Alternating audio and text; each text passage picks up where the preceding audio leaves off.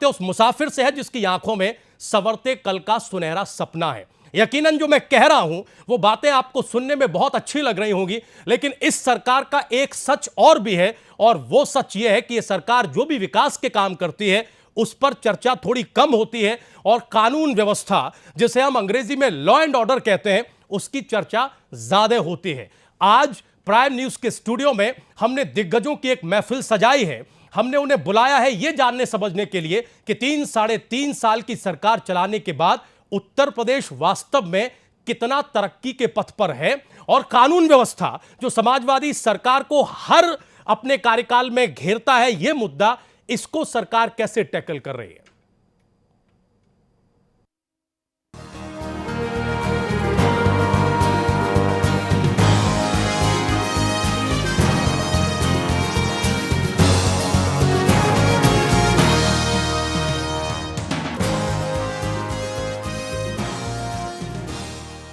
और आज हमारे साथ स्टूडियो में एक बेहद बेहद बेहद खास पैनल मौजूद है। बहुत जल्दी से बगैर वक्त गवाए हम अपने पैनल से आपका तारुफ करा दें। हमारे साथ आज पैनल में है प्रदेश के वरिष्ठतम नेताओं में शुमार वरिष्ठ कैबिनेट मंत्री माननीय शिवपाल यादव जी। शिवपाल जी, बहुत स्वागत है आपका साधना प्राइम न्यूज के स्टूडियो में।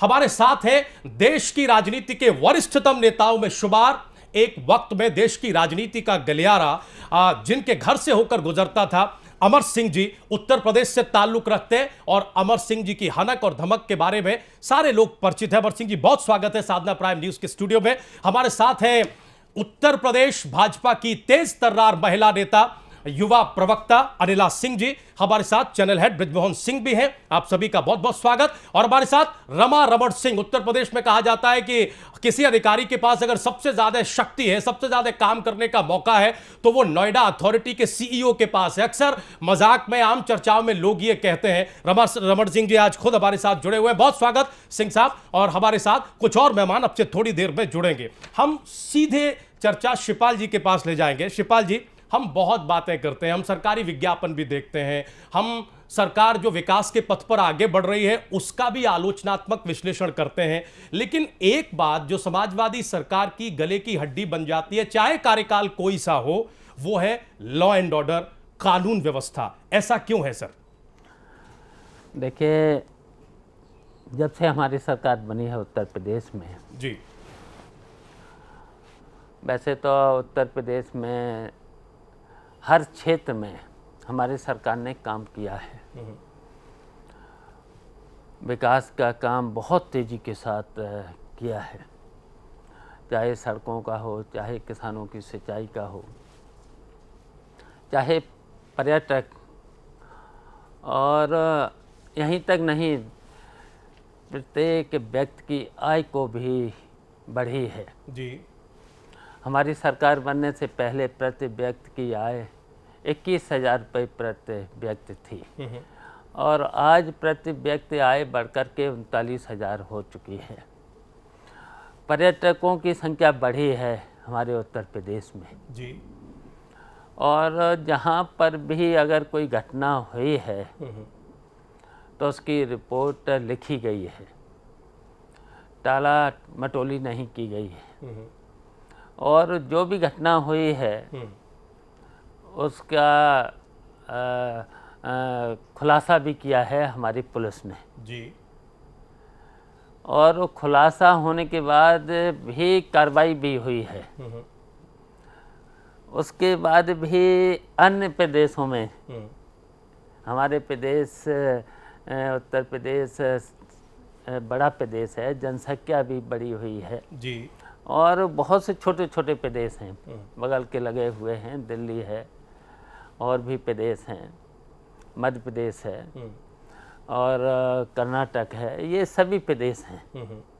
अगर उत्तर प्रदेश में कोई घटना हो भी गई है जी, तो उस घटना फिर तो 24 घंटे चलेगी और उस पर क्या कार्रवाई हुई है वो कोई चैनल में देखने को नहीं मिलती है, और उस पर कार्रवाई होकर के उनको तुरंत उस पर, और जो घटनाएं हुई हैं जिनकी बाद में सीबीआई भी हुई है जी, और तफ्तीश में ही हुई है, तो वो झूठी निकली हैं।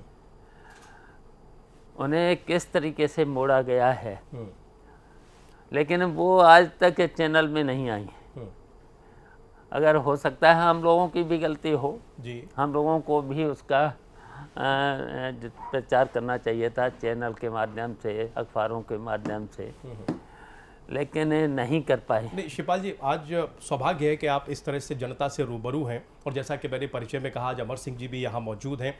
इस वक्त जो तजुर्बा अमर सिंह जी को देश की सियासत में है, एक बहुत ही पैनी नज़र रखने वाले विश्लेषक के तौर पर हम उन्हें इस्तेमाल कर देंगे आज इस चर्चा में। लेकिन अब ये जानना चाहते हैं कि क्यों सर ऐसा है कि हर सरकार में, जितने भी बार आपने उत्तर प्रदेश में सरकार चलाई है शिवपाल जी, यही एक मुद्दा है जिससे बार बार आपको जूझना पड़ता है। शायद परोक्ष रूप से आप ये कह रहे हैं कि मीडिया इसके लिए जिम्मेदार है, जो कार्रवाई आप घटना पर करते हैं वो उतनी हेडलाइन नहीं बनती जितनी कि घटना हेडलाइन बनती है। आप मध्य प्रदेश का उदाहरण दे रहे हैं, कर्नाटक का उदाहरण दे रहे हैं, हरियाणा का उदाहरण दे रहे हैं, लेकिन ये तो आप मानेंगे कि कहीं ना कहीं रणनीतिक तौर पर यह सरकार का फेल्योर है कि आप लॉ एंड ऑर्डर की स्थिति से नहीं निपट पा रहे हैं, भले ही वो नेगेटिव रिपोर्टिंग के तौर पर क्यों ना सामने आ रही हो। देखिए, जितनी भी घटनाएं हुई हैं बहुत उसमें सब में कार्रवाई हुई है, और कार्रवाई के साथ साथ दूसरे प्रदेशों में भी घटनाएं हुई हैं, वो नहीं चली हैं। दिल्ली में कितने बलात्कार हुए हैं, वो कहीं पर भी दिखाई नहीं दिए। अच्छा, जो भी अपराधी होता है जी, वो अपराधी किसी जात विशेष का नहीं होता ना, अपराधी तो अपराधी है। लेकिन हम लोगों ने कभी भी अपराधी को बर्दाश्त नहीं किया है, और आज भी हम लोग तो चाहे अपराधी हो जी, और जो कोई घटना करने वाला हो, तुरंत उस पर सख्त से सख्त कार्रवाई, अगर और भी ज़रूरत पड़ेगी जी, तो हम इन अपराधियों के खिलाफ और सख्त कार्रवाई करेंगे जी। लेकिन घटना जब अगर हो गई है जी, तो उसका खुलासा हमारी सरकार ने करके दिया है। ठीक है सर, देश की राजनीति एक नाजुक मौके पर खड़ी है। आज बिहार में चौथे चरण की वोटिंग हो रही है, और जो खबरें आ रही हैं कि बिहार में किस तरह से वोटिंग है, उम्मीद ये की जा रही है शुरुआत में कम से कम जो वोटिंग ट्रेंड है वो अच्छा देखने को मिल रहा है, और शाम 5 बजे तक माना यह जा रहा है कि पिछले 3 चरणों से ज़्यादा प्रतिशत मतदान होगा। बीजेपी के नेताओं की प्रतिक्रिया कुछ इस तरह से आ रही है कि ये कम से कम उनका गढ़ है, और इस बार वो इस क्षेत्र में जहां आज वोटिंग है 55 सीटों पर, वहां वो अच्छा करेंगे। हम यही सवाल लेकर अमर सिंह जी के पास जाएंगे। सिंह साहब, एक लंबा तजुर्बा है, दोनों तरह की सियासत आपने देखी है, समर्थन की भी और विरोध की भी। सबके अलावा दिल्ली से बैठ के आपने बहुत आलोचनात्मक तरीके से भी उत्तर प्रदेश में कानून व्यवस्था के मुद्दे को देखा है। हम ये जानना चाहते हैं, समाजवादी पार्टी से खट्टे मीठे संबंधों के बीच जब निष्पक्ष तौर पर आप इस सरकार के कामकाज, खास तौर से लॉ एंड ऑर्डर पर किए गए काम का विश्लेषण करते हैं, तो क्या पाते हैं? क्या वाकई हरियाणा से ज्यादा है? क्या वाकई कर्नाटक से ज्यादा है? वाकई मध्य प्रदेश से ज्यादा है? शिवपाल जी जिसका जिक्र कर रहे हैं, उत्तर प्रदेश में लॉ एंड ऑर्डर खराब है, और ये इनकी सरकार के लिए चुनौती है। देखिए, मैं आज ऐसा कुछ नहीं कहूंगा, जो मेरे विचार है मैं वही कहूंगा जो विभिन्न लोगों ने विभिन्न समय पर कहा है, उसको उद्धृत करूंगा जी। क्योंकि अनिला सिंह जी बैठी है, हमारी बहन है जी जी, तो बहुत आदर के साथ कहना चाहूँगा कि अभी दलितों के बारे में हमारे मित्र बड़े भाई अग्रज, बहुत प्यार करता हूँ मैं उनको, व्यक्तिगत रूप से स्नेहिल संबंध हमारे बीके सिंह जी का जो बयान आया, बिल्कुल आया सर, उसके बारे में मैं कुछ नहीं कहूँगा। भाई राजनाथ सिंह जी ने जो कहा कि बीके सिंह जी को अपनी जबान संभाल के बात करनी चाहिए, ऐसे बयान नहीं देने चाहिए जी। मैं भाई राजनाथ सिंह जी, वो हमारे बड़े भाई हैं जी जी, मैं अपने बड़े भाई अग्रज राजनाथ सिंह जी की बात से बिल्कुल सहमत हूँ। उनकी बात आप नहीं काटेंगे? हाँ, कैसे काट सकता हूँ, मेरी हैसियत नहीं है। ठीक उसी तरह से ये आरोप लगा इस सरकार के काबीना मंत्री रामविलास पासवान जी अपने हीरो पुत्र चिराग पासवान के साथ बदायूं पहुंच गए। यहाँ तक सीधे सीधे कहा गया, बचते हुए कह रहे हैं मंत्री हैं, संवैधानिक पद की गरिमा है जी। मैं तो नग्न सत्य कहूँगा, कहा यादवों ने बलात्कार कर दिया, मामला यूएन तक स्वतंत्रता सुखाए ले लिया गया। राहुल गांधी भी डुगडुगी बजाते हुए पहुंच गए, बोले हम पीछे क्यों रहे हैं। काफी बदनामी हुई। उत्तर प्रदेश के उस बलात्कार की चर्चा निर्भया कांड से ज्यादा हुई जी। और सरकार की सबसे ज्यादा अगर छवि खराब हुई तो उस घटना से हुई। और अखबार की चैनलों की सुर्खियां बनी, एक जाति विशेष को बदनाम किया गया। और बाद में जब सीबीआई, जो निश्चित रूप से मुलायम सिंह यादव, शिवपाल यादव अथवा अखिलेश यादव के अधीन नहीं है, मोदी जी के अधीन है, जब उसकी जांच हुई तो उस जांच में निष्पक्षता पाई गई और सारे आरोप बेबुनियाद और निराधार पाए गए। कहाँ है रामविलास पासवान, कहाँ है चिराग पासवान, कहाँ है राहुल गांधी। इन लोगों को अखिलेश यादव से माफी मांगनी चाहिए, मांगी इन्होंने। और कहाँ है वो चैनल और अखबार पत्र जिन्होंने ब्रेकिंग न्यूज तोड़ दी, ब्रेकिंग न्यूज करके और अखबार की सुर्खी बना दी, कहीं तीसरे चौथे पन्ने पर निराधार बता दिया। स्कैम और स्कैंडल पहला पन्ना, और अगर बचाव हो गया, क्लीन चिट मिल गई। और ये चीज सिर्फ अखिलेश यादव या मुलायम सिंह के साथ नहीं है, ये चीज नरेंद्र मोदी जी के साथ भी है। अनायास उनके ऊपर एक आरोप लग गया कि महिला को लेकर के लगा दिया लोगों ने, विरोधियों ने, जबकि उस महिला की तरफ से कोई आरोप नहीं। उनके ऊपर सीबीआई लगा दी गई, जांच लगा दी गई, अमित शाह जी को बंद कर दिया गया। तो अगर कोई व्यक्ति ये सोचे कि सीबीआई को टूल बना के सीबीआई का डंडा दिखा करके राजनीति होगी तो वो राजनीतिक मूर्ख है। एक कठोर शब्द है लेकिन मैं कह रहा हूँ। 1977 में शोषणी पराजय इंदिरा जी की हुई और उन्हें जेल में बंद किया गया। उन्होंने सबको कारागार में बंद किया गया था, तो उनसे किसी को सहानुभूति नहीं होनी चाहिए। 19 महीने तक मुलायम सिंह जी स्वयं इटावा की जेल में रहे, तो जब वो बंद हुई तो सहानुभूति नहीं होनी चाहिए, लेकिन 3 साल के अंदर भारी मतों से बाहर आ गई। इस देश की जनता बड़ी विचित्र विचारों के साथ है। अभी वीरभद्र सिंह जी की लड़की का कन्यादान हो रहा था, कल ही मुझे अनुराग ठाकुर मिले थे, हमारे छोटे भाई की तरह हैं। मैंने उनसे कहा, अनुराग तुमने क्या किया? बोले सर हमें पता नहीं था कि बिटिया की शादी हो रही है जी। वीरभद्र सिंह जी ने भ्रष्टाचार किया है तो आप सजा दीजिए, निश्चित रूप से दीजिए, लेकिन कम से कम जब भावर पड़ रही हो, कन्यादान हो रही है, एक दिन बाद डेट कर देते, एक दिन पहले कर देते। तो जिस तरह से ऐसा लगता है राजनीति में अवधारणा ही सत्य होती है जी। और ये मर्यादा पुरुषोत्तम राम ने धोबी के अवधारणा पर सीता को अग्नि परीक्षा के बावजूद घर से निकाल दिया था। मैं उस राम को उद्धृत कर रहा हूँ जो भारतीय जनता पार्टी के आदर्श हैं, जिनके लिए पूरी राजनीति जिनके राम के आदर्श की धुरी पर टिकी हुई है। ठीक है सर।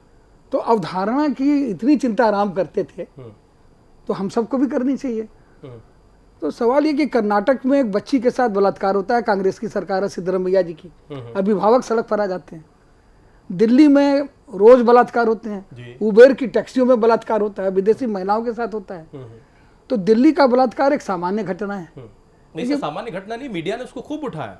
अभी दिल्ली में कुछ दिन पहले 2 साल की बच्ची से रेप हुआ, मीडिया ने केजरीवाल की सरकार को खूब घेरा। देखिए, और केजरीवाल जी ने कहा कि पुलिस जो है वो मोदी जी के हाथ है, मेरे हाथ में नहीं, मुझे पुलिस दे दो, मैं बलात्कार रोक दूंगा। उसको निदान क्या हुआ? हर आदमी अपनी अपनी जिम्मेवारी से पलायन करता रहा। नहीं सर, लेकिन आपसे मैं ये कहना चाहता हूँ कि उत्तर प्रदेश का जो की घटनाएं हैं वो व्यापक से उत्तर प्रदेश में घोटाले हुए होंगे। उत्तर प्रदेश में किसी अधिकारी के यहाँ रेड करने पर पैसा मिला होगा तो अभी खनन के मामले में राजस्थान में भी मुख्यमंत्री के निकटतम अधिकारी के घर पर करोड़ों मिले। तो भ्रष्टाचार, बलात्कार एक राष्ट्रीय व्याधि है। ये भाजपा की, समाजवादी पार्टी की, कोई इसको सबको मिलकर इसका डट करके क्या सर हम ये माने कि देश का वरिष्ठ राजनेता कानून व्यवस्था के मुद्दे पर उत्तर प्रदेश की समाजवादी सरकार को क्लीन चिट दे रहा है? हम क्लीन चिट नहीं दे रहे हैं, लेकिन ये कह रहे हैं कि समाजवादी पार्टी की सरकार में भी उतनी ही अव्यवस्था है जितनी अन्य राज्यों में है। ठीक, लेकिन उसको मैग्नीफाई करके ये उत्तर प्रदेश के साथ एक अन्याय है कि उसको बढ़ा चढ़ा करके पेश किया जाता है। निठारी कांड मैं आपको बता रहा हूँ, इसी उत्तर प्रदेश के नोएडा में हुआ था सर। उस निठारी कांड को क्या सरकार ने किया था? एक अपराधी ने किया था और गुप्त तरीके से करता था। उत्तर प्रदेश की पुलिस ने उसको उजागर किया, पकड़ा, सजा दी, लेकिन सोनिया गांधी जी से लेकर के पूरे देश के नेता वहां निठारी पहुंचे और इस तरह से प्रचारित किया कि जैसे निठारी कांड की परिकल्पना समाजवादी पार्टी ने बनाई हो और उसको रूपांतरित किया हो। देखिए, न तो व्यापम शिवराज करवाएंगे और न तो खनन घोटाला वसुंधरा कराएंगे, लेकिन फिर भी घोटाले हो रहे हैं। ठीक, लेकिन घोटाले हो रहे हैं तो उस पर कार्रवाई भी हो रही है। और वसुंधरा के राज्य में जो घोटाला हुआ और उनका जो वरिष्ठ अधिकारी पकड़ा गया, उसे मोदी जी की सरकार के, केंद्र सरकार के अधिकारियों ने पकड़ा है, मैं श्रेय देता हूं उनको। और सीबीआई की जांच के आदेश केंद्र इसी भाजपा के कार्यकाल में हुए हैं शिवराज जी के विरुद्ध। ठीक है, लेकिन सवाल ये कि भ्रष्टाचार, बलात्कार एक राष्ट्रीय व्याधि है।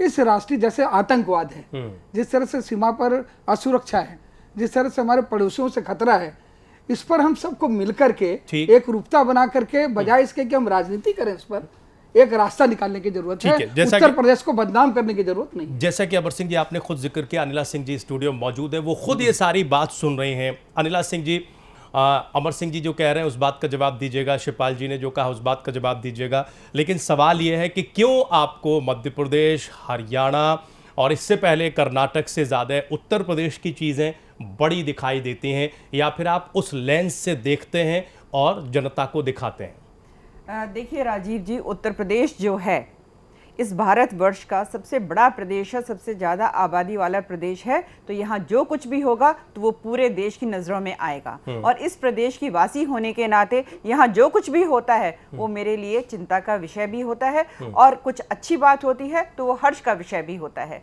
अभी मैं बहुत शांतिपूर्ण और बहुत अच्छी तरीके से शिवपाल यादव जी की और अमर सिंह जी की, दोनों की मैं बात सुन रही थी, और मुझे कहीं ना कहीं लग रहा है कि दोबारा एक अध्याय जुड़ने वाला है समाजवादी पार्टी के साथ अमर सिंह जी के रूप में, क्योंकि पूरे टाइम समाजवादी पार्टी के सपोर्ट में इन्होंने जो भी कुछ कहा वो कहा, और कहीं ना कहीं भारतीय जनता पार्टी और कांग्रेस को घेरे में लिया। उससे पहले मैं शिवपाल यादव जी की बात सुन आपकी सरकार की भी तारीफ की, उन्होंने मोदी जी की भी तारीफ की, अभी बीच में तारीफ की। कहते हैं ना कि बहुत हल्के से जैसे आप कह रहे हैं कि उत्तर प्रदेश बड़ा है, करने के लिए उत्तर प्रदेश बड़ा है तो घटना बड़ी दिखाई पड़ती है, यहाँ जो तारीफ है उसको भी आप कैटेगराइज कर रहे हैं, वो क्यों नहीं दिख रहा है? आप भी अगर एक तरफ हो गए, नहीं, हम बिल्कुल निष्पक्ष हैं, अकेली पड़ जाऊंगी। नहीं, कतई आप अकेली नहीं है, आप कतई अकेली नहीं है, केंद्र में आपकी फुल मेजॉरिटी की सरकार चल रही है, लेकिन सवाल यह है कि जो इस डिबेट में हो रहा है वही उत्तर प्रदेश में हो रहा है। हम सिर्फ सवाल ये कर रहे हैं कि जब अमर सिंह जी मोदी जी को किसी चीज के लिए क्रेडिट देते हैं, अभी वो आपको नहीं दिखा, आपको एक नया अध्याय जुड़ता दिख रहा है। ठीक, उत्तर प्रदेश में जो हो रहा है वो आपको बड़ा दिखता है, नहीं, वो आपको बड़ा दिखता है, लेकिन हरियाणा में जो हुआ अभी फरीदाबाद में वो आपको छोटा दिखता है, जो दिल्ली में हुआ वो थोड़ा और छोटा दिखता है। इसके अलावा मध्य प्रदेश में व्यापम वसुंधरा की चर्चा इतनी हुई, वो भी छोटा दिखता है। ये क्यों है? ये विरोधाभास क्यों है? एक सेकंड, बहन जी मेरा नाम लिए हैं जी, मैं इसलिए बड़े आदर से कहना चाहता हूँ, मैंने तो आदरणीय भाई राजनाथ सिंह जी के बयान का समर्थन किया है, और वो अगर उन्हें बुरा लगा तो मैं क्षमा चाहता हूँ, लेकिन मैं राजनाथ सिंह जी का विरोध नहीं कर सकता, मेरे बड़े भाई हैं। अनिला जी, राजीव जी, ये आपका दृष्टिकोण है कि अगर कर्नाटका में कुछ हो रहा है या मध्य प्रदेश में कुछ हो रहा है या राजस्थान में कुछ हो रहा है, तो उत्तर प्रदेश की जनता या इस देश की जनता या भारतीय जनता पार्टी के जो कार्यकर्ता हैं या जुड़े हुए लोग हैं उसको छोटी दृष्टि से देखते हैं। ऐसा कुछ भी नहीं है। कोई भी अपराध हो, कहीं पर भी हो, उत्तर प्रदेश में भी हो, वो अगर अपराध है तो वो अपराध की परिभाषा में आता है और वो एक ही नजर से देखा जाता है। शिवपाल जी, अब मुझे बात पूरी करने दीजिए। जिन राज्यों में आपकी सरकार है वहां आप अपराध से निपटने के लिए ऐसा क्या करती हैं जो उत्तर प्रदेश में नहीं होता है? राजीव जी, मैं पहले अपने प्रदेश उत्तर प्रदेश के विषय में बात कर लूं, क्योंकि हमारे परम आदरणीय शिवपाल यादव जी भी यहाँ पर हैं और अमर सिंह जी भी यहाँ पर हैं। उसके बाद आप बाकी प्रदेशों के विषय में मेरे साथ चर्चा करना चाहेंगे तो मैं उन पर भी चर्चा कर लूंगी। ठीक है। आपको आश्चर्य होगा कि हर 1 घंटे में औसतन उत्तर प्रदेश में 2 बलात्कार होते हैं, और अगर मैं पूरे देश की आबादी का महिला आबादी का अगर मैं आंकड़ा लूं तो तकरीबन 10% आबादी जो है महिलाओं की हमारे प्रदेश की है, और 17%, ऑलमोस्ट 17% जो रेप केसेस हैं, बलात्कार के केसेस हैं, हमारे प्रदेश से आते हैं। ये बात शिवपाल जी ने बिल्कुल ठीक कही कि अब FIR दर्ज होती हैं, इसलिए शायद ज़्यादा हम लोगों को आंकड़ों के रूप में अपराध नज़र आते हैं, पर दर्ज होती हैं उन पे काम होता है कि नहीं होता है? सबसे बड़ा प्रश्न तो ये है, केवल एफआईआर दर्ज करके और वो फाइलों में बंद हो जाए और उस पर इंक्वायरी ना हो आगे, क्योंकि वो होता हुआ दिखाई नहीं देता है। अपराधीकरण जो है दिन दूनी रात चौगनी जो है यहाँ पे बढ़ोतरी कर रहा है। आज की तारीख में कोई भी महिला, कोई भी बेटी, कोई भी बच्ची जो है वो अपने आप को सुरक्षित नहीं महसूस करती है जब वो सड़क पर निकलती है। इसका बहुत बड़ा कारण क्या है? क्या सारा मीडिया झूठ बोलता है? सारा राजनीतिक पार्टी अगर झूठ बोल रही है कि जो प्रशासनिक जो एक तबका है उसका राजनीतिकरण कर दिया गया है? नहीं अनिला जी, हम टोकना चाहेंगे, अभी देश में तमाम साहित्यकार, तमाम लेखक, तमाम डायरेक्टर्स जिन्होंने अपने पुरस्कार वापस किए हैं, ये आरोप लगाते हुए केंद्र पर कि साहब देश में असहिष्णुता का माहौल है, तब पार्टी और पार्टी से जुड़े लोग ये कहते हैं कि ये प्रोजेक्टेड है। जब आप महिलाओं को लेकर वही बात उत्तर प्रदेश के लिए कहते हैं तो ये कैसे मान लिया जाए कि प्रोजेक्टेड नहीं है? मैं फिर वही बात कह रहा हूं कि ये विरोधाभास क्यों है भारतीय जनता पार्टी के भीतर कि वो अपनी चीज को एक चश्मे से और दूसरी चीज को दूसरे चश्मे से देखती है? देखिए राजीव जी, मैं आपकी बात से बिल्कुल भी सहमत नहीं हूं। और जब आपने साहित्यकारों के विषय में अगर यहाँ पे बात कही है तो नहीं, आप कह रहे हैं ना कि उत्तर प्रदेश में महिलाओं को घर से निकलने में डर लगता है। यही बात वो साहित्यकार कह रहे हैं, वो लेखक कह रहे हैं जो अपने पुरस्कार वापस कर रहे हैं। उनकी बात आप या आपकी सरकार नहीं सुन रही है, जबकि इस बात को आप कह रहे हैं या पार्टी भी इस बात को आगे बढ़ा रही है। हम सिर्फ इस बात का जवाब मैम चाहते हैं। राजीव जी, मैं आपको सही करना चाहूंगी, जो साहित्यकार हैं या कुछ वैज्ञानिक गण जो हैं जो अपने अवार्ड्स को वापस कर रहे हैं, महिलाओं की तो कहीं चर्चा ही नहीं करते हैं। उनको कहीं ना कहीं वो इस प्रकार इस आरोप जो लगा रहे हैं भारतीय जनता पार्टी पे या एनडीए सरकार पे, वो ये कहते हैं कि यहाँ पे जो एक सेक्युलर माहौल है वो खत्म होता चला आ रहा है। अगर मैं उस विषय में चली गई तो शायद आपकी डिबेट का जो ना विषयांतर हो जाएगा, क्योंकि ये लोग सब इंटेलेक्चुअल लोग हैं, पढ़े लिखे लोग हैं, हमारे पूरे देश का मैं कहूँगी ग्रे मैटर है। तो मैं इनको किसी प्रकार के आरोप के कटघरे में नहीं खड़ा करना चाहती हूँ, परंतु हाथ जोड़ के विनम्रता से ये जरूर पूछना चाहूंगी, मेरे आजाद देश का इतिहास जो है 1.5 साल पुराना नहीं है, 69 इयर्स का पुराना इतिहास है जब हमारा देश आजाद हुआ था। पहले की घटनाएं इनको नजर नहीं आ रही हैं। खैर, ये फिर आप कहेंगे कि आप इन सब चीजों का राजनीतिकरण कर रही हैं, पर मुझे कहीं ना कहीं राजनीतिक बू जरूर नजर आती है। पर अब वापस मैं अगर अपने प्रदेश के विषय में बात करती हूँ तो अभी आप देख लीजिए ना, हाल फिलहाल जो आपने देखा है कि किस प्रकार से पूरा मंत्रिमंडल जो है इसको झजोड़ दिया गया और कुछ हटाए गए और कुछ नए लाए गए। किसी भी सरकार का विशेषाधिकार है, किसी भी सरकार का विशेषाधिकार है। चर्चा ये भी है कि बिहार चुनाव के बाद केंद्र में रिशफल होगा। नहीं, जब होगा बिहार चुनाव के बाद केंद्र में रिशफल होगा। राजीव जी, कोई भी मुख्यमंत्री करता है, आप समाजवादी पार्टी की तरफ कोई भी मुख्यमंत्री करता। अनिला जी, क्या मध्य प्रदेश में शिवराज सिंह यादव को यह हक नहीं है कि वो कैबिनेट रिशफल करें? क्या हरियाणा में मनोहर लाल खट्टर की सरकार को या खुद मुख्यमंत्री को यह अधिकार नहीं है, संवैधानिक अधिकार को वो रिशफल करें? मेरा सवाल एक ही है जो अलग अलग उदाहरणों से सामने आ रहा है कि क्यों दो नजरियों से चीजों को देखा जा रहा है। क्यों जब आपकी पार्टी के शासित प्रदेशों में अपराध हो तो वो दूसरा, और जब उत्तर प्रदेश में हो तो दूसरा। जब लेखक साहित्यकार पुरस्कार वापस करें तो वो प्रोजेक्टेड है, वो किसी खास विचारधारा से प्रेरित हैं, और जब आप महिलाओं की या दूसरी चीजों की बात करें तो उसमें राजनीति की बू आए। हम सिर्फ ये समझना चाह रहे हैं, हमारा प्रश्न सिर्फ इस पर फोकस है, इसका जवाब दीजिए।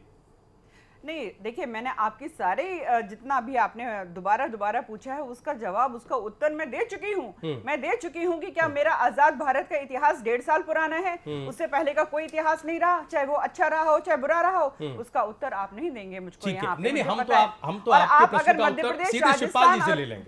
हम सीधे शिवपाल जी से ले लेंगे। हालांकि चर्चा ये भी होती है, आप फिर आरोप लगाएंगे। दरअसल राजनीतिक दलों की मुश्किल यही होती है, तमाम पैनल यहाँ मौजूद है, कि जब हम एक निष्पक्ष नजरिए से देखने की कोशिश करते हैं कि जो अच्छा होता है वो तो हमारा, और जरा भी आलोचना हुई तो वो हमें खराब लगने लगता है। वो चाहे किसी भी पार्टी की सरकार हो, कोई भी राजनीतिक दल हो।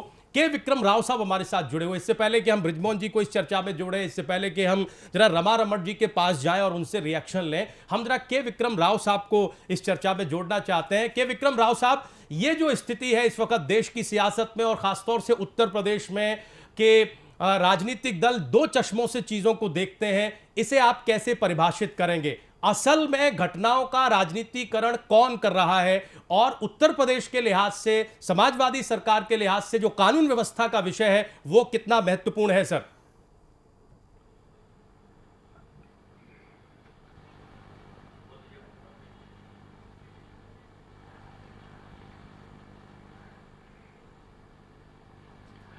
राजीव, मैं आपकी बात बहुत ध्यान से सुन रहा था।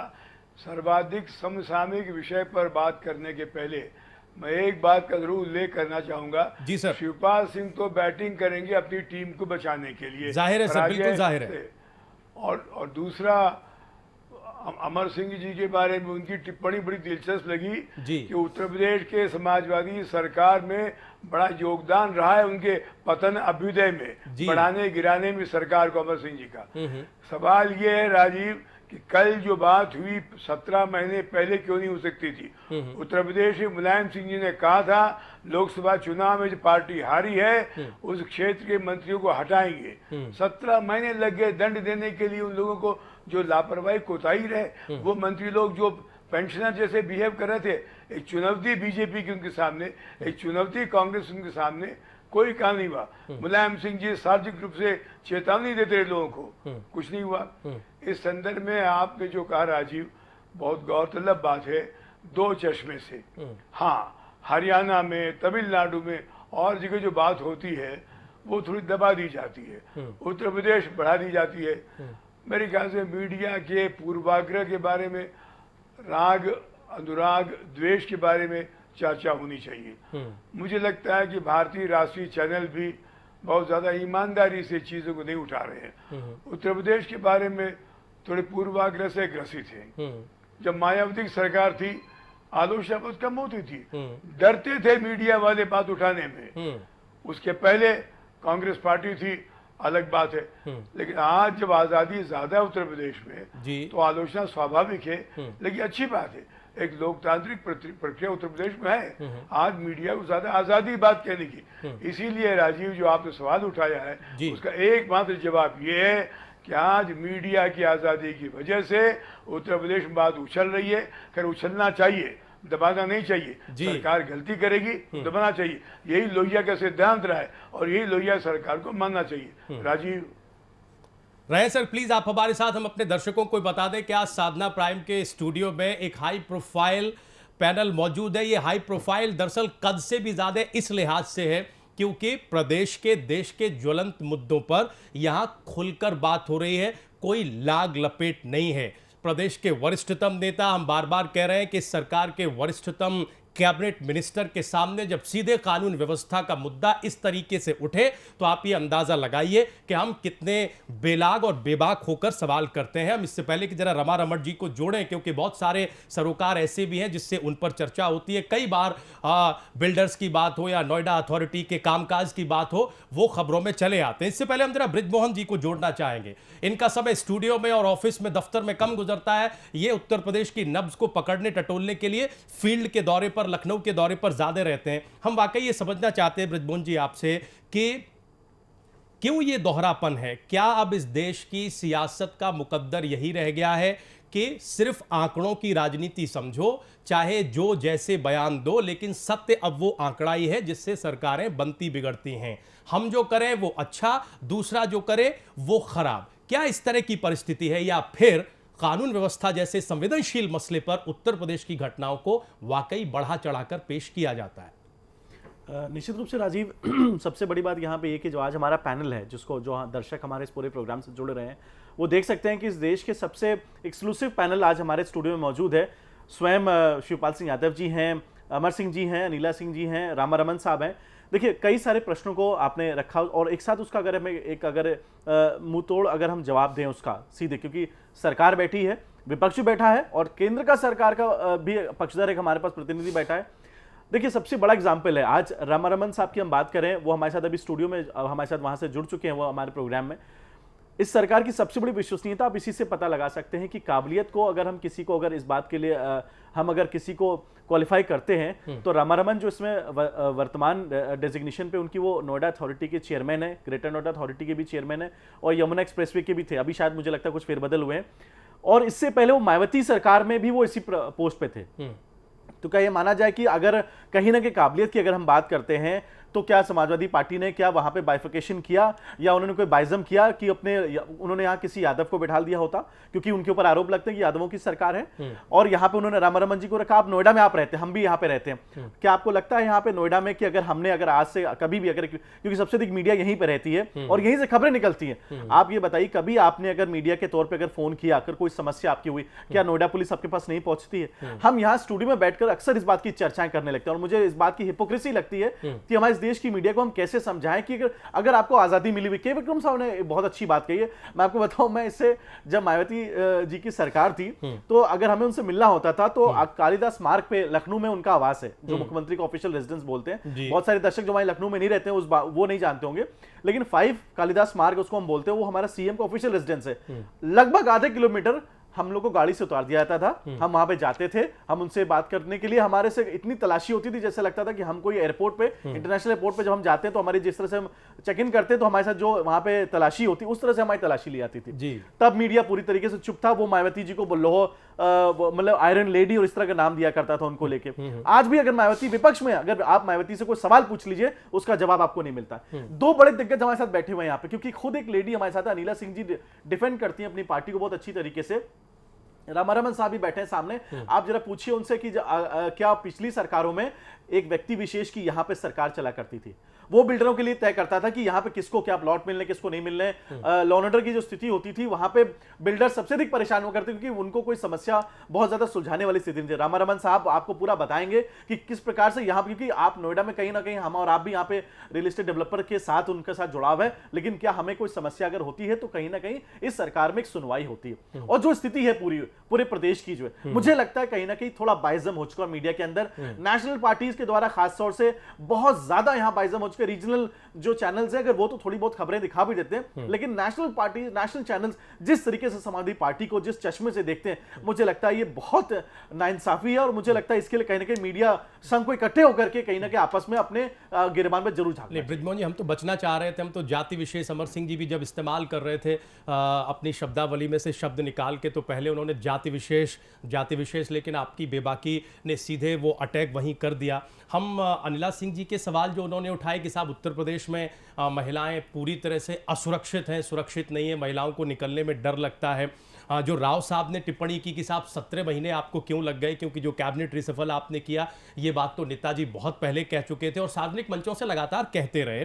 प्लस आपने अभी मायावती का जिक्र किया कि आधे किलोमीटर पहले गाड़ी रोक दी जाती थी और वो मीडिया से बात नहीं करती हैं, सिर्फ प्रेस कॉन्फ्रेंस करके चली जाती हैं। मोदी जी भी कहीं उसमें कम नहीं है, मोदी जी ने भी अभी अपने 17-18 महीने के कार्यकाल में मीडिया से कोई बात नहीं की सिवाय एक फंक्शन के जिसमें चाय पानी ज्यादा हुआ। शिवपाल जी, आप यहाँ मौजूद हैं, इस बात का जवाब दीजिए कि क्यों अनिला सिंह जी को ऐसा लगता है कि उत्तर प्रदेश में महिलाएं सुरक्षित नहीं है। वो ये कह रही थी कि प्रदेश देश का बड़ा हिस्सा है, बड़ा प्रदेश है, लिहाजा यहाँ का मुद्दा भी बड़ा मुद्दा होता है। देखिए राजीव जी, जो अभी अनिला सिंह कह रही थी, मुझे तो ऐसा अभी तक लगा नहीं है जी। हमने तो दूसरे प्रदेशों में भी देखा है, झारखंड है, छत्तीसगढ़ है, वहाँ पर दिन में भी गाड़ियों से आदमी नहीं जा सकता है। और हमारे यहाँ उत्तर प्रदेश में 24 घंटे में, रात में भी, चाहे महिलाएं हैं चाहे लड़कियां हैं। और अगर अनिला सिंह को अगर शिकायत है तो अभी आई होंगी घर से, अभी घर से आई हुई, लड़कियां भी चल रही होंगी कॉलेज में, हम तो देखते ही हैं, निकलते ही हैं। कभी कभी आज देखिए हमारे पास कहीं पर भी कोई सिक्योरिटी हमारे पास नहीं, हमारा गनर भी नहीं है, हमारे पास सिक्योरिटी भी नहीं है। यहाँ जरूर पुलिस है, यहाँ नोएडा में आकर के जब पता चल गया तो नोएडा की पुलिस जरूर आ गई है जी। तो ये ब्रजमोहन जी ने बता दिया होगा कि स्टूडियो पे आ रहे हैं तो जरूर पुलिस लगी है। तो हम तो कहीं न कहीं दौरा कर लेते हैं। नहीं शिवपाल जी, आप ये उदाहरण रख रहे हैं, लेकिन जैसा कि अमर सिंह जी ने कहा, मैं फिर कोट कर रहा हूँ और बृजमोहन जी ने उसको और ज्यादा साफ कर दिया। आरोप तो ये है कि ये सिर्फ यादवों की सरकार है। आरोप तो यह है कि सरकार में केवल अगर कोई फलता फूलता है तो वो जिसके नाम के पीछे यादव लिखा होता है। सुनिए जरा, सीधा सवाल ये कि साहब ट्रांसफर पोस्टिंग में केवल यादव का टैग होता है सर, सीधा सीधा सवाल ये। फिर हम अमर सिंह जी के पास आएंगे सर। नहीं, ये नहीं, इनसे मत पूछिए। एक तो ये स्वयं यादव है, माता का गर्भ नहीं बदला जा सकता, ये उनके हाथ में नहीं है जी। और दूसरा मंत्री है। और ये सवाल आप पूछे तो ठीक है, ये प्रदेश के राज्यपाल जी ने भी कह दिया। बिल्कुल कहा सर। सबसे पहले मैं अनला सिंह जी को स्पष्ट बता दूं कि मेरी वर्तमान स्थिति है कि मैं समाजवादी पार्टी का निष्कासित 6 वर्ष के लिए सदस्य हूँ और मेरे निष्कासन का 5 साल पूरा हुआ, 1 साल अभी भी बाकी है जी। तो अध्याय जुड़ता जो उनको दिखाई दे रहा है वो परिदृश्य उनके मस्तिष्क में होगा जी। मैंने अपनी तरफ से कोई बात नहीं कही। सारे के सारे कलाकार जो पुरस्कार लौटा रहे हैं वो दक्षिणपंथी राजनीति के विरोध में और वामपंथी खलनायक हैं। लेकिन जिस गुलजार को उन्होंने दादा साहब फाल्के पुरस्कार उनकी सरकार ने दिया है, बिल्कुल दिया सर। गुलजार के बारे में इनका क्या कहना है? गुलजार ने भी ताबड़तोड़ डंका पीटते हुए इनकी सरकार की नीतियों के परखचे उड़ाए हैं। मैं नहीं कह रहा हूँ, गुलजार कर रहे हैं जिनको उन्होंने दादा साहब फाल्के ने दिया है। अभी कहीं घेर रहे हैं अमर सिंह, गुलजार कर रहे हैं, गुलजार घेर रहे हैं। हम तो गुलजार को उद्धृत कर रहे हैं। मोदी नाम की एजेंसी है, उस एजेंसी ने कहा है कि सहिष्णुता की बात करो नहीं तो तुम्हारी साख जो है मिट जाएगी। ये मैं कह रहा हूँ, चेतावनी दी है और कल के अखबार की सुर्खी थी। जी मैं नहीं कह रहा हूँ, मोदी कह रहा है।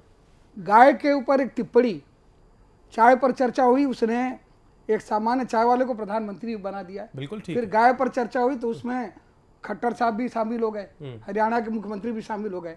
मैं स्वयं कट्टर हिंदू हूँ, मैं गाय के समर्थक में हूँ। मैं आपको दिखाने के लिए नहीं, जाकर के विंध्याचल में देख लीजिए, माता का लंगर कराता हूँ, भोजन कराता हूँ वर्षों से। मैं संघ के नागपुर के कार्यालय में नहीं गया, न संघ की चड्डी कभी पहनी, लेकिन सारा कर्म कांड करता हूँ और गौशाला है और गौशाला की पूजा करता हूँ और गोवध के कट्टर विरोध में हूँ। लेकिन समाज के अभिजात वर्ग के कुछ लोग जी, जिसमें हमारे मित्र बच्चन परिवार है, और मैंने ही बच्चन परिवार, अमिताभ बच्चन का परिचय नरेंद्र मोदी जी से कराया था, रिकॉर्ड कर रहा हूँ। और मैंने ही, अगर मैं विरोधी होता और मैंने ही जब बच्चन साहब को संशय हुआ, मैं अमिताभ बच्चन जीवित हैं, भी भगवान उनको शतायु बनाए, उन्होंने कहा मैं कहूँ अगर प्रचार करूंगा तो कहीं मेरे ऊपर आरोप तो नहीं लगेगा कि मैं भाजपा की ओर चला गया। तो मैंने कहा द्वारका के मंदिर और गिर के शेर की जाति नहीं होती है अमिताभ, आप प्रचार करिए। वो ब्रांड एम्बेसडर बने। उनकी पत्नी ग्लासगो में जब हमारे साथ गई एक शिष्टमंडल में, तो गाय और सुअर दोनों खा रही थी और कहा ये तुम्हारे से मूर्ख लोग गाय और सुअर कहते हैं, ये पोर्क और बीफ है, खाने की चीज, और अंग्रेज दोनों खाते थे और दोनों खा करके अंग्रेजों ने दुनिया पर राज किया। हमारा उनका झगड़ा हुआ, मैंने उनकी हत्या का प्रयत्न नहीं किया। तो आप जो हत्या हो रहा है, और मैं नहीं कर रहा हूं, मुफ्ती मोहम्मद सईद ये हमारे बिल्कुल ठीक है सर पार्टनर नहीं है, या आपके पार्टनर है नला बहन, ये भी कर रहे हैं आपको। वहां बीफ पार्टी हो रही है, कोई विरोध में कर रहा है, और मुफ्ती सईद कह रहे हैं कि अगर आप सहिष्णुता नहीं करेंगे तो देश में चलना मुश्किल होगा। मैं नहीं कर रहा हूं, आपके पार्टनर श्री मुफ्ती मोहम्मद सईद कर रहे हैं, आप द्वारा पुरस्कृत दादा साहब फाल्के जिनको दिया गया है, गुलजार साहब कर रहे हैं।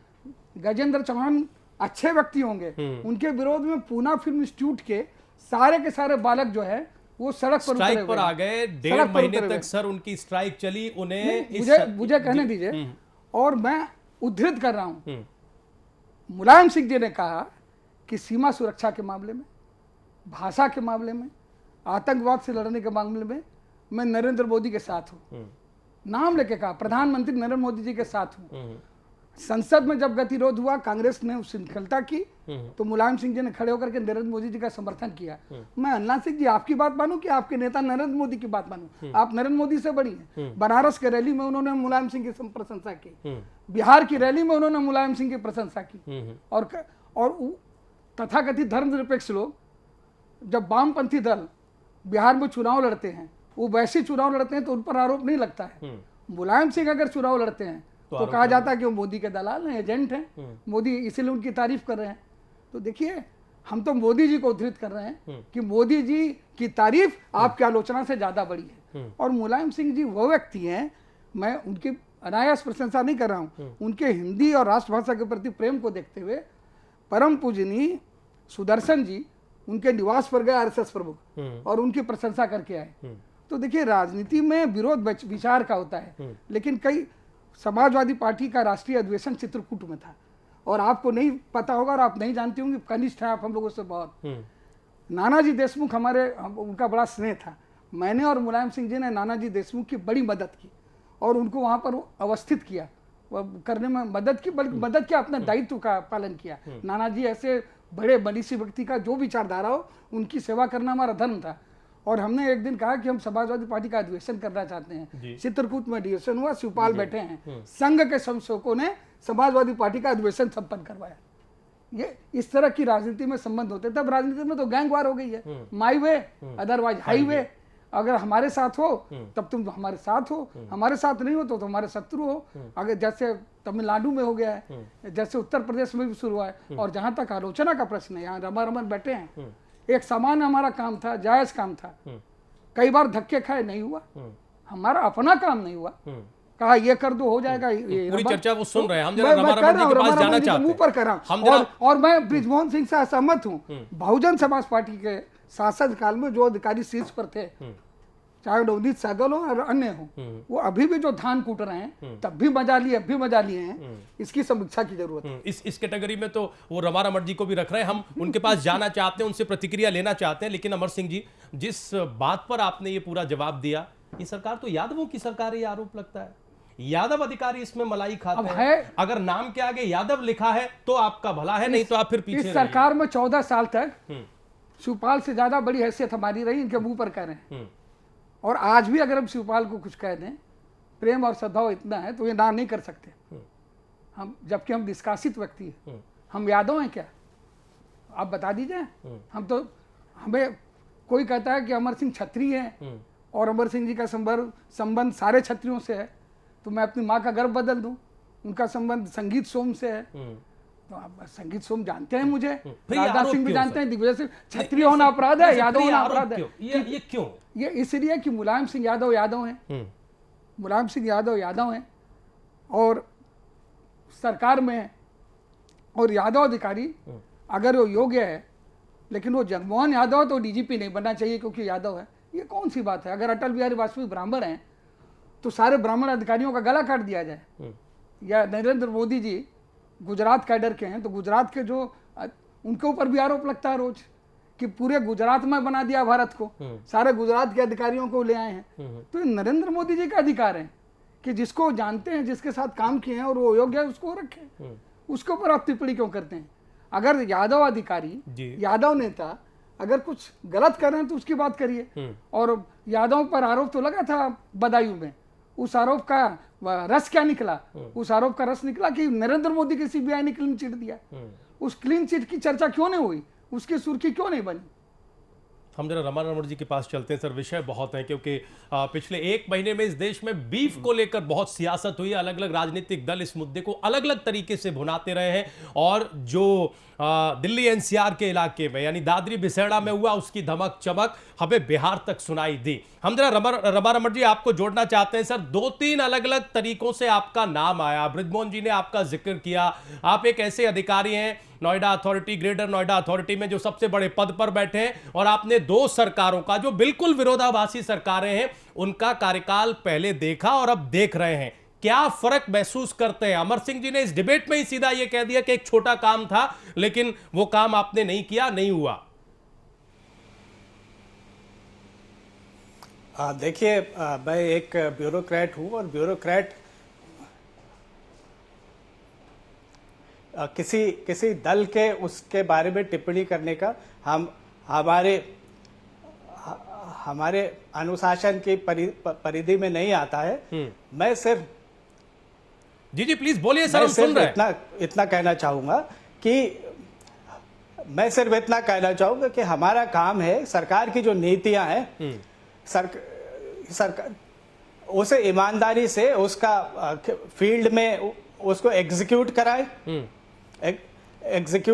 रमारमण सर, हम आपकी मजबूरी और मुश्किल समझते हैं और हम आपके अनुशासन की तारीफ करते हैं।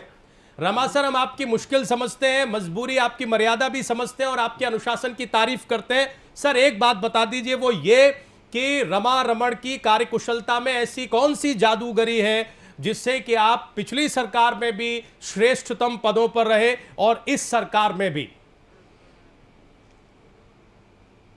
देखिए, आप सिर्फ पिछली सरकार और इस सरकार की तक ही अपनी जानकारी सीमित कर रहे। मैं पिछली से पिछली और पिछली से पिछली सरकार में, तब तो प्रश्न का दायरा और भी बढ़ जाता है सर। हमेशा महत्वपूर्ण पदों पे रहा हूं। हर सरकार में मैं अच्छी से अच्छी पोस्ट पे रहा हूं। मैं सबसे ज्यादा समय तक जिलाधिकारी रहा हूं और अच्छे से अच्छे जिले में रहा हूं। और हमारे जितने भी मुख्यमंत्री रहे विभिन्न दलों के, उन्होंने मेरी कार्यशैली की प्रशंसा की। जी ठीक है रमा सर, रहिए कृपया करके आप हमारे साथ, ईमानदारी से सरकार की आप रहिएगा हमारे साथ, आप रहिएगा हमारे साथ। एक बहुत ही मशहूर उद्योगपति हैं मिस्टर सिराज मलिक साहब, शम्स ग्रुप के डायरेक्टर हैं। हम उनसे जरा जुड़ना चाहते हैं। और इस सरकार में, जिस पर अभी अमर सिंह जी जवाब दे रहे थे कि साहब मां का गर्भ नहीं बदला जा सकता, जो सो कॉल्ड यादवों की सरकार कही जाती है, उसमें प्रदेश का उद्योगपति क्या सोचता है, हम जरा समझने की कोशिश करते हैं। सिराज मलिक साहब, आप दिल्ली एनसीआर के इलाके में रहते हैं, आप एक उद्योगपति हैं, आपके रोज काम पड़ते हैं, आप सरकारी दफ्तरों में भटकते हैं अपनी फाइलों को लेकर। क्या आपको लगता है कि वाकई उत्तर प्रदेश में यादव होना ही सबसे बड़ा पुण्य है, कम से कम अब, या फिर आप आज इस डिबेट में इस धारणा को पूरी तरह से अपना कोई तजुर्बा बताकर तोड़ सकते हैं, तोड़ना चाहते हैं? देखिए, मुझे तो आज तक, हेलो जी जी हम सुन रहे हैं, सिराज साहब सुन रहे हैं। देखिए, मुझे तो आज तक कभी ऐसा नहीं लगा कि इस प्रदेश में कि यादव होना ही सब कुछ है या यादव के ही काम होते हैं।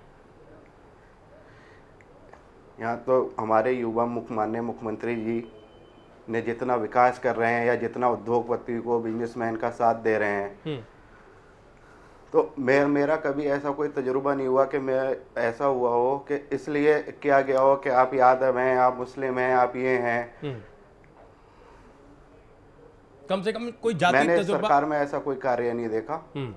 ठीक है सर, रहे आप हमारे साथ। हम एक बार जरा चर्चा को और दूसरे मुद्दों पर ले जाएं। सरकार से रहा है। ठीक है सर, हम आते हैं सर आपके पास, हम दूसरे मुद्दों पर इस चर्चा को ले जाएं। इससे पहले हम फिर जरा यहां बृजमोहन जी को जोड़ना चाहेंगे। हम सिर्फ ये समझना चाहते हैं, इस वक्त पूरा प्रदेश ये डिबेट देख सुन रहा है, फिर क्यों जो चीज हकीकत में है नहीं बृजमोहन जी, वो परसेप्शन फिर क्यों बना, कैसे बना, और ये अभी तक टूट क्यों नहीं रहा है? रमा जी भी अभी यही बात कह रहे थे, सिराज मलिक साहब भी हमारे साथ जुड़े थे, वो यही बात कह रहे थे। फिर ये परसेप्शन कैसे तैयार हो रहा है जो इस सरकार की कई बार मुश्किल भी बन जाता है? देखिए, एक बात तो सबसे बड़ी क्लियर है, और बहुत ऑनेस्टली जिस तरह से अमर सिंह जी ने बोला इसमें पूरे डिबेट के दौरान, देखिए क्योंकि अमर सिंह जी का जब अमर सिंह जी ने पार्टी में जब उनकी भूमिका रही, और आज भी कहीं ना कहीं अप्रत्यक्ष रूप से, भले वो इस बात की जानकारी पब्लिकली ना बोलना चाहे, लेकिन अप्रत्यक्ष रूप से आज भी वो समाजवादी पार्टी सरकार में वो अपनी प्रतिक्रिया और राय देते रहते हैं। और ये आम जनता या आम अधिकारियों को नहीं पता, लेकिन उनकी एक अपनी जो अप्रत्यक्ष रूप से उनकी उन सहयोग रहता है स्वयं नेताजी के साथ में, अखिलेश यादव जी के साथ। एक साथ सुन लीजिए, और सुनिए बृजमोहन जी, मैं क्षमा चाहता हूँ, मेरे इस पूरे परिवार से स्नेह संबंध है, व्यक्तिगत संबंध है जो अक्षुण है। मेरे समाजवादी पार्टी के अध्यक्ष से, सार्वजनिक निर्माण मंत्री से, प्रदेश के मुख्यमंत्री से कोई संबंध नहीं। मेरे संबंध अपने बड़े भाई मुलायम सिंह से, अपने भाई शिवपाल से और अपने भतीजे अखिलेश से। ये भतीजा मुख्यमंत्री है, बड़ा भाई समाजवादी पार्टी का अध्यक्ष है और एक भाई मंत्री है। ये मेरा सौभाग्य हो सकता है, लेकिन इसका मतलब ये नहीं कि मैं सलाह देता हूँ। मैं स्पष्ट कहता हूँ, अखबारों में भी खूब निकला है, ये अमर सिंह का चहेता है, इसको मंत्री बना दिया गया, ये अमर सिंह का विरोधी, उसको निकाल दिया गया। ये एकदम मिथ्या बात है। हम और शिवपाल एक कार्यक्रम में, एक माली के राष्ट्राध्यक्ष अपने कैबिनेट मंत्री के साथ आए हुए थे, हमारे घर पे भोज था और आप भी उस कार्यक्रम में थे। हम लोग यहाँ थे जब यह प्रक्रिया हो रही थी। हम लोगों को तो अखबार में पढ़ के पता चला, यह मुख्यमंत्री का अधिकार है कि वह किसको रखे, किसको निकाले। हम इस तथ्य से इनकार नहीं करते कि हमारे स्नेह संबंध है, हम इस तथ्य से भी इनकार नहीं करते कि हमारे बहुत निकटतम पारिवारिक संबंध है। लेकिन आज इस क्षण तक हमारे राजनीतिक, आज इस क्षण तक हम कह रहे हैं हमारे राजनीतिक प्रशासनिक संबंध नहीं है। कल अगर हो जाए तो कल किसने देखा है? लेकिन एक बात सर यहाँ पे बहुत आती जो कुछ कह गए। जो एक बात मुझे लगता है, लेकिन राजीव जी एक बात मैं यहाँ जरूर अपनी बातों को कंप्लीट करना चाहूंगा मैं। देखिए एक बात मैं जरूर कंप्लीट करना चाहूंगा। देखिए जो पूरे इस प्रोग्राम को मुझे लगता है जो जिस्ट एक निकल के जरूर आता है कि 2012 से जब से सरकार बनी और 2003 से मुझे लगता है 2007 तक जब तक सरकार रही समाजवादी पार्टी की, अमर सिंह जी का कहीं ना कहीं जो एक अगर हम बात करें कहीं ना कहीं जो हैंडलिंग है हमारी, बात हम सिर्फ मीडिया हैंडलिंग की नहीं कर रहे हैं। मैं लखनऊ में था, मैं उस समय एक अखबार में काम करता था। वहां पे हमें निमंत्रण मिलता है कि उत्तर प्रदेश विकास परिषद का गठन हुआ है जिसमें तमाम सदस्य आते हैं। तो आमतौर से मुझे लगता था कि जैसे पार्टियों की मीटिंग होती है वहां पे आम सदस्य आएंगे, तो हम लोगों ने बहुत कैजुअली उस मीटिंग में जाने की सोची। उसके जो अध्यक्ष थे वो अमर सिंह जी थे उस समय उत्तर प्रदेश विकास परिषद के। आप सोच नहीं सकते हैं कि उस समय जो लोग वहां बैठे हुए थे, शायद हमारे मीडिया के ओनर्स उनके साथ बैठने में कहीं ना कहीं उनको समय नहीं मिल सकता होगा। और ओनर्स का मेरा मतलब है इस देश के सबसे बड़े चैनल्स के ओनर्स। लेकिन वहां पे उन सदस्यों से अमर सिंह जी ने ऐसे मुलाकात करी, चाहे वो गोदरेज हो, चाहे वो अनिल अंबानी हो, चाहे अमिताभ बच्चन साहब हो। बात यहाँ पे सिर्फ बड़े उद्योगपतियों और नेताओं की हम नहीं करते। वो कहीं ना पूरे कहीं देश को याद समाजवादी है। पार्टी में इसकी एक कमी हुई है राजीव जी, और मुझे लगता है मीडिया इस बात को मानती है। और रामारमण साहब जैसे लोग अगर वो इस बार संभाल रहे हैं अथॉरिटी के पदों को, उसका एक कारण और भी है क्योंकि इनके पास कहीं ना कहीं अमर सिंह जैसे लोगों की जो एडवाइस हुआ करती थी कि कौन सा अधिकारी किस काम के लिए उपयुक्त है, वो कहीं ना कहीं शायद मुझे लगता है इन्होंने सच बोला कि एडवाइस इनकी नहीं रहे। लेकिन अगर ये एडवाइस प्रॉपर लेकिन चलती ब्रिज जी- रहे तो अच्छी ब्यूरोक्रेसी भी रहेगी और रामारमण जी को मुझे लगता है और सपोर्ट मिले, क्योंकि जो सपोर्ट अधिकारियों की मैं घटना बताना चाहूंगा। समाजवादी पार्टी के एक वरिष्ठ नेता थे, उन्होंने यहाँ पे नोएडा अथॉरिटी के चेयरमैन के साथ कुछ बदसलूकी की। अमर सिंह जी ने सीधे फोन करके उससे मुलायम सिंह यादव जी से बोला कि अगर इस तरह की बदसलूकी होती है तो नोएडा से सीधे मैच पूरे प्रदेश में जाएगा। वो एक आपराधिक तत्व के वो नेता हुआ करते थे, वो पूर्वांचल से ताल्लुक रखते थे, मैं उनका नाम भी ले दूंगा, अदीक अहमद की मैं बात कर रहा हूं। लेकिन उन्हें तुरंत सख्ती भाई यहाँ के अधिकारियों में जो एक सिक्योरिटी जो सेफ्टी थी, मुझे लगता है आज का सिक्योरिटी अरे आप जाने दीजिए, रमारमण जी यहाँ हैं। एक घटना हुई और उस घटना में कोई वकील खड़ा नहीं हो रहा था, पैरवी भी नहीं हो रही थी। आज न्यायमूर्ति हैं।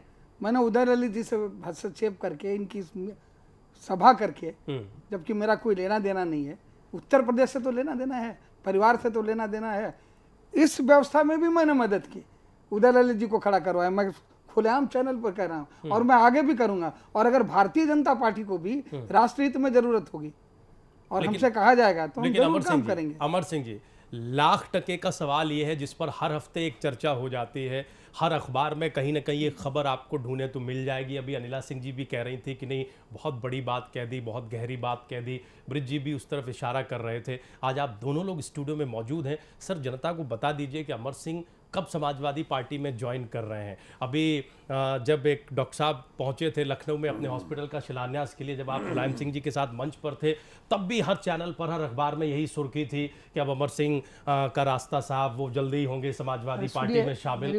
कब आप हो रहे हैं सर, बता दीजिए। आज इस पर फुल स्टॉप लगा दीजिए। मेरी बात बताइए, मैं किस किस दल में जाऊं?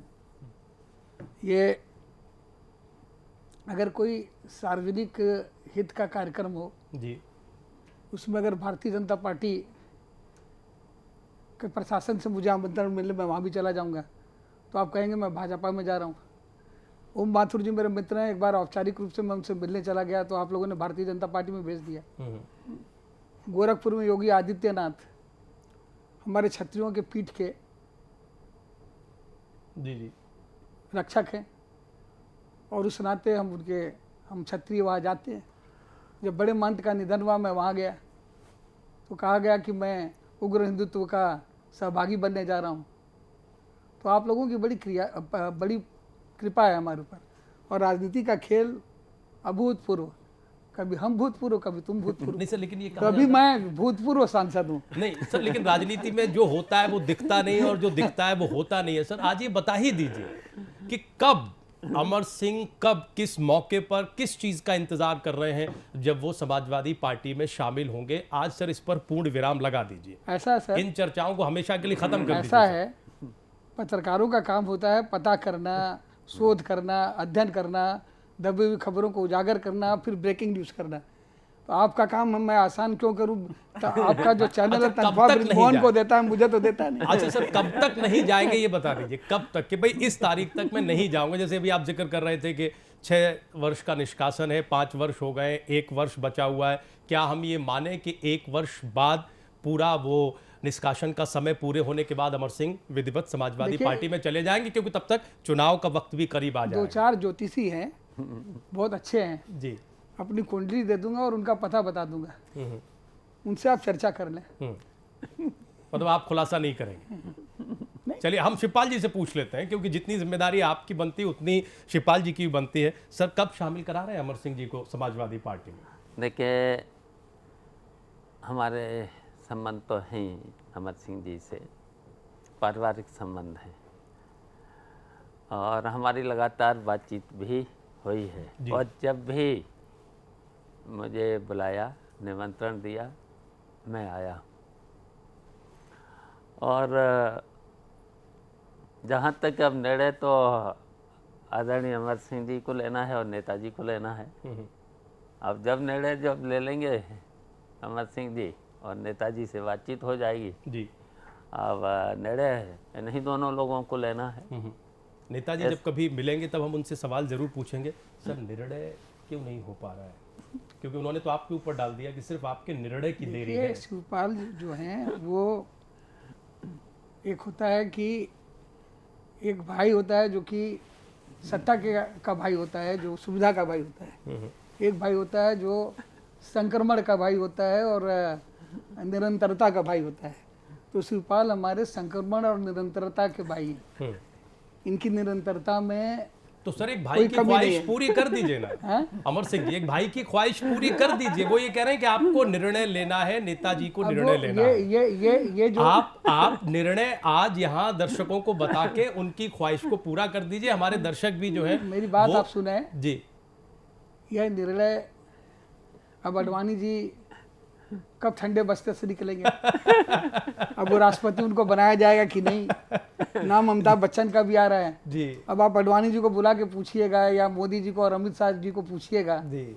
उसी तरह से आप पूछ रहे हैं कि अमर सिंह जी आप कब ठंडे बस्ते से निकलेंगे। ये जरा अनुचित बात है। अच्छा, ये चीज बातें बंद घरों में तय होती हैं, ठीक है सर, किसी चैनल के सार्वजनिक मंच पर नहीं। ठीक है, एक छोटा सा ब्रेक यहाँ पर ले रहे हैं, लेकिन ब्रेक के उस पार देश की सियासत के सामने बहुत सारे मुद्दे हैं। बिहार चुनाव का नतीजा अब एक हफ्ते में आना है। बिहार चुनाव के बाद देश और खास तौर से उत्तर प्रदेश की सियासत क्या करवट लेगी? बीफ जैसे मुद्दे क्यों सियासत के लिए इस्तेमाल किए जाते हैं? इन सारे मुद्दों पर बातचीत करेंगे। एक बहुत छोटा सा ब्रेक ले रहे हैं, तुरंत हाजिर हो रहे हैं।